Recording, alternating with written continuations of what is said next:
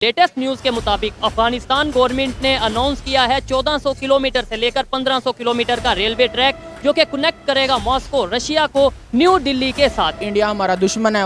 6 और 7 बड़ी इकोनॉमी जो हैं उसमें इसकी जगह कहाँ पर बनती है? हमारा जो मुल्क है वो वैसे ही आपको पता हालात कैसे जा रहे हैं, बेरोजगारी बहुत ज़्यादा है।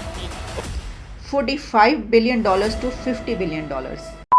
नमस्कार दोस्तों, एक बहुत ज़्यादा बड़ी खबर आ रही है कि तालिबान रूस से भारत तक रेलवे लाइन बिछाने वाला है, जो कि भारत के लिए बहुत ज़्यादा बड़ा प्रोजेक्ट है, जो कि 1400 किलोमीटर होने वाली है। जो रूट होने वाला है वो रशिया से अफगानिस्तान, अफगानिस्तान से ईरान, ईरान से सीधा भारत आने वाला है समुंदर के रास्ते, जो कि भारत के लिए बहुत ज़्यादा बड़ी खबर है। इस पर पाकिस्तानी लोगों का रिएक्शन देखिए इस वीडियो में। अफगानिस्तान ने अनाउंस किया है कि वो 1400 किलोमीटर रेलवे ट्रैक अपने वहां बिछाने जा रहे हैं जो कि मॉस्को रशिया से कनेक्टिविटी देंगे इंडिया न्यू दिल्ली को। क्या कहना चाहेंगे इसके ऊपर, हमारे रिलेशन और अफगानिस्तान के रिलेशन नेबर्स के साथ? जी देखें, एज आ मुस्लिम कंट्रीज अगर हम देखें तो हमें सबसे पहले तो आपस में हमारे ताल्लुकात अच्छे होने चाहिए।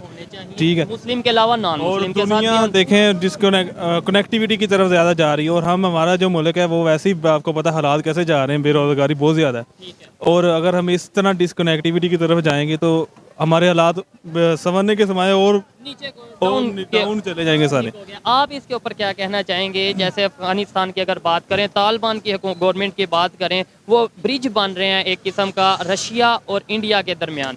क्या हमारे अगर रिलेशन इंडिया से बेहतर होते तो जो ट्रैक अफगानिस्तान, ईरान और फिर आगे सेंट्रल एशियन स्टेट्स से लेकर रशिया तक जा रहा है और इंडिया को कनेक्ट कर रहा है, क्या हम नहीं थे फ़ायदा उठा सकते? बिल्कुल फ़ायदा उठा सकते थे। अगर बात करें ना अफ़गानिस्तान की, तो जब अफ़गानिस्तान का ये मामला हुआ अमेरिका के साथ, तो हमने देखा कि जी अफ़गानिस्तान तो गया, अब तालिबान आ गए, ये नहीं होगा वो नहीं होगा, कोई प्रोसेस हो ही नहीं सकता कोई ना ऐसे।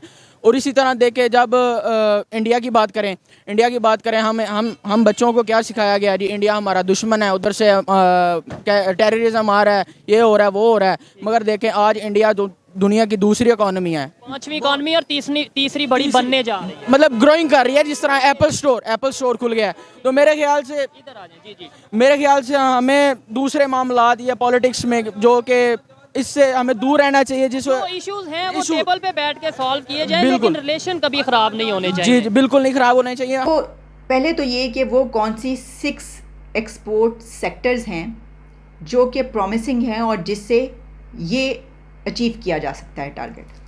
केमिकल्स, जिसके बारे में कहा गया है कि $100 to $130 बिलियन, 19 to 23% ये कहा जा रहा है, और इससे ये बहुत बड़ी अपॉर्चुनिटी समझी जा रही है वहाँ पर। दूसरे नंबर पर है फार्मा, $45 बिलियन to $50 बिलियन की ये ट्रेड कही जा रही है, एक्सपोर्ट्स कही जा रही हैं 16 to 18%।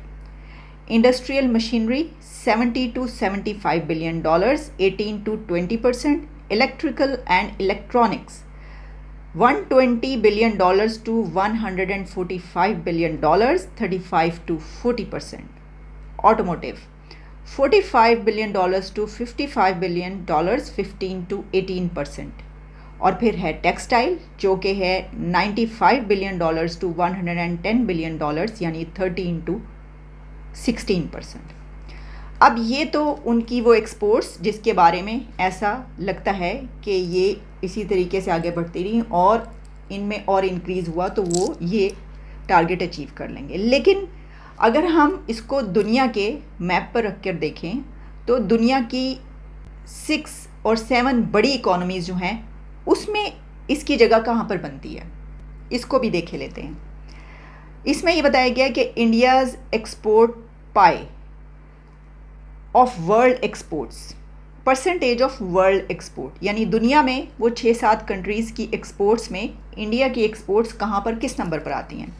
अच्छा जी, इसमें जो है सबसे ज़्यादा मैक्सिमम जो है वो है चाइना, जिसका बताया जा रहा है कि वर्ल्ड का 15% उसको कहा गया है, दिखाया गया है सारे चार्ट्स और वो मौजूद हैं। चाइना के बाद आता है सेकंड नंबर पर यूएस 8.3%, यूएस के बाद है जर्मनी 7.9%, और जर्मनी के बाद है जापान 3.7%। यानी आप ये देखें कि जर्मनी से जापान बहुत पीछे है, यानी फासला बहुत है, फ़र्क बहुत ज़्यादा है। चाइना और यूएस में फ़र्क है लेकिन बहुत ही ज़्यादा नहीं है, फिर भी है। और जर्मनी और जापान में बहुत फ़र्क है। फिर जर्मनी के बाद जापान बिल्कुल नीचे आता है, लेकिन जर्मनी के बाद जापान है। अच्छा, जापान के बाद है यूके 2.3% और यूके के बाद आता है इंडिया 1.6%।